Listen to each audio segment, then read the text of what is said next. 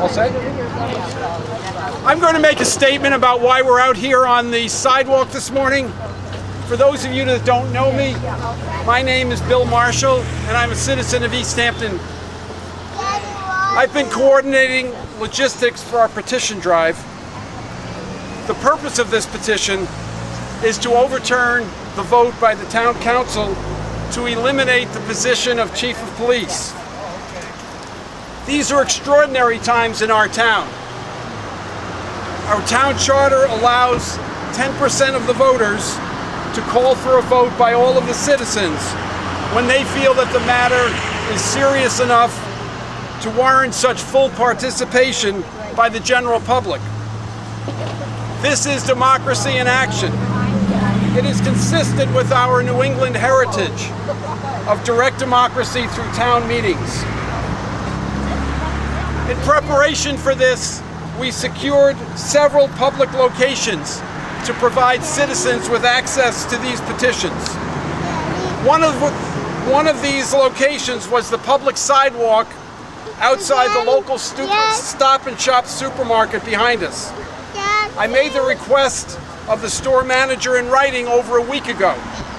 On Monday, he granted me permission because our request was in keeping with Stop and Shop's corporate policy of allowing petitions to seek ballot access and did not involve any campaigning for individual candidates. The store manager was attempting to do what was fair and right. He was attempting to treat us in the same way that he would treat any other group. In one of our conversations, I agreed to pull the petition drive from the Stop and Shop property if it became at all controversial.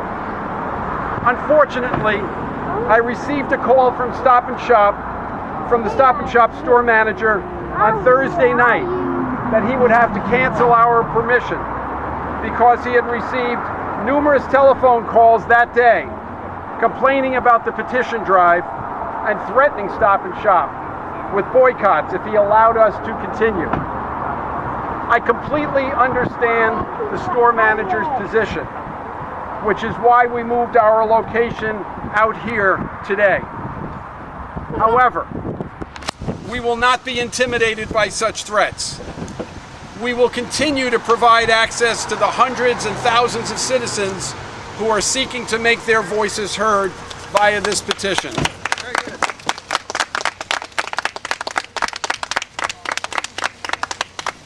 First of all, let me say that I do not believe that dozens of citizens called Stop and Shop on Thursday. I believe that a small handful of supporters of the town council, of whom we have been critical, called Stop and Shop repeatedly to give the appearance of a larger number of complainants.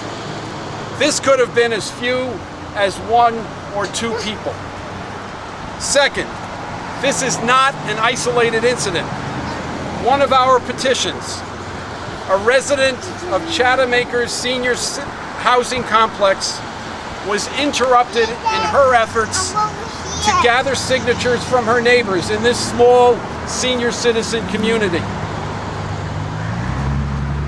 She was forbidden by a representative of the housing complex's administration to continue.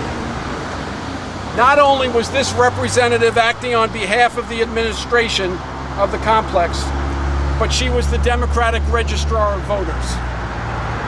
She should have known better.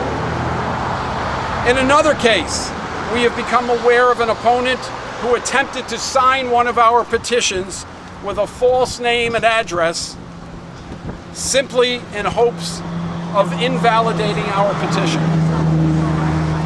We view these as a continuation of the pattern of harassment that began with the town manager and the 3 female town employees earlier this year in the spring. We, as the petitioners, many of whom are here, are now the recipients of this same kind of attempted intimidation. Those of us who disagree with the town council will not tolerate such actions.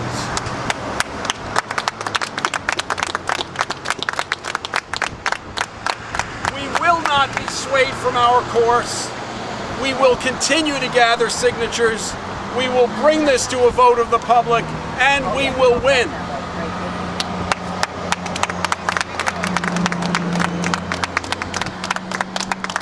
We must ask the question of those members of the town council who have claimed support of the silent majority.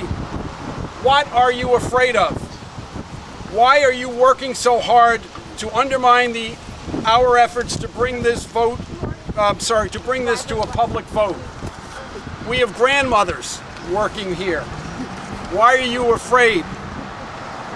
Our petition drive is simply an effort by ordinary citizens to petition our government in an effort to seek redress of grievances, a right guaranteed to us by our Constitution. We simply want ballot access for our proposal so that people may have the right to vote. Thank you to those members of the media for being here. Thank you for the film.